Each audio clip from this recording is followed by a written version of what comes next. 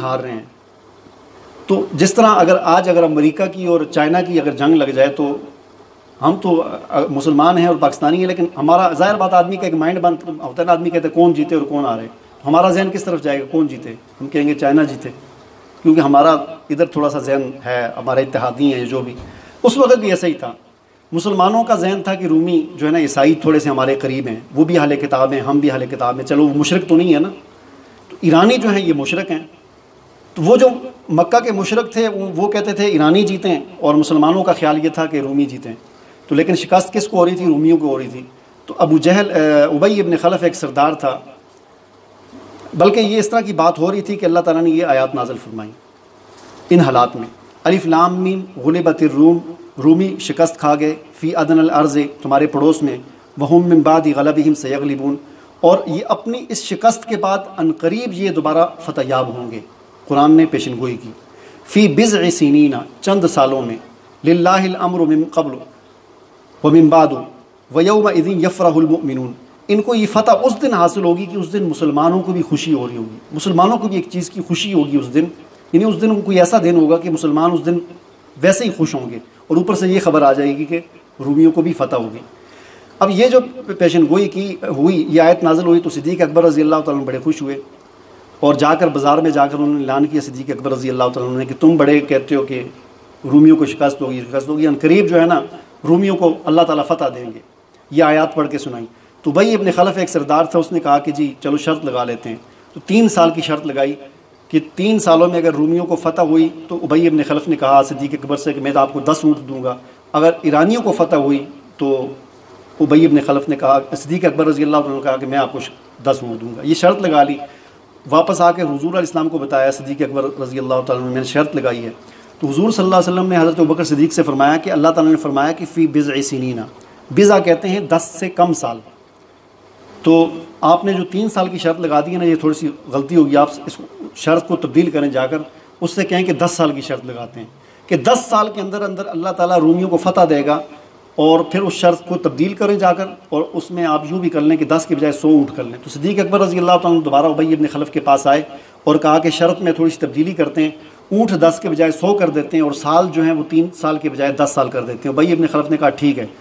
تو جس وقت یہ شرط لگا لی کہ 10 سال کے اندر رومی اگر غالب آ گئے تو ابی ابن خلف 100 اونٹ دے گا صدیق اکبر کو، ایرانی اگر غالب آ گئے تو صدیق اکبر رضی اللہ تعالیٰ عنہ 100 اونٹ اس کو دیں گے ابی ابن خلف کو. یہ شرط لگا لی.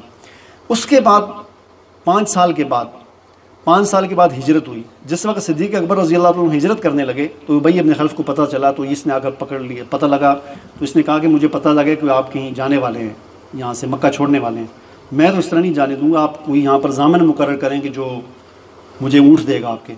تو صدیق اکبر رضی اللہ عنہ نے اپنے بیٹے کو ضامن مقرر کیا کہ یہ میرا بیٹا جو ہے نا آپ کو 100 اونٹ دے گا اگر میں شرط ہار گیا. تو آپ ہجرت کر کے چلے گئے. پھر ہجرت کے بعد غزوہ بدر جب ہوا تو غزوہ بدر والے دن جس دن فتح ہوئی مسلمانوں کو، اسی دن یہ خبر آئی کہ اللہ تعالیٰ نے رومیوں کو فتح دے دی ہے اور ایرانیوں کا شکست ہوگی اور ان کو تیس نیس کر کے ان کا سارا وہ چیز جو ہے خراب ہوگی. تو پھر صدیق اکبر رضی اللہ تعالیٰ عنہ نے، اس وقت تک ابی ابن خلف مر چکا تھا، صدیق اکبر رضی اللہ تعالیٰ عنہ نے اس کے بیٹوں کو پیغام بھیجا کہ تمہارے والد نے میرے ساتھ شرط لگائی ہوئی تھی تو وہ میرے 100 اونٹ مجھے دو. تو اس کے بیٹوں نے وہ 100 اونٹ دے دیے، اور پھر یہ حضور علیہ السلام کے پاس لے کر آئے. تو آپ صلی اللہ علیہ وسلم کو فرمایا کہ وہ جو میں نے شرط لگائی تھی وہ شرط میں جیتا ہوں، اور یہ 100 اونٹ مجھے ملے ہیں اس شرط کے. تو حضور صلی اللہ علیہ وسلم نے فرمایا کہ اب تو یہ جوا جو ہے حرام ہو چکا ہے.